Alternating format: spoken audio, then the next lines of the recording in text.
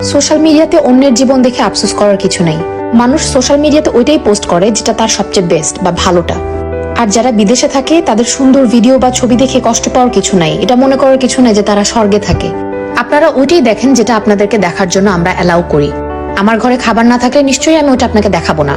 সারাদিন কাজ করার পর ক্ষুধা পেটে বাসায় আসার পর যখন কোনো খাবার থাকে না, রান্না করার পর আরো 2 ঘন্টা ওয়েট করতে হয় খাবারের জন্য, এই কষ্টটা শুধু তারাই বোঝে যারা বিদেশে থাকে। আর দেশে ওই প্রিন্সেসের জীবনটা ফেলে যখন মানুষ বিদেশে আসে তখনই বাস্তবতাটা হাড়ে হাড়ে টের পায়।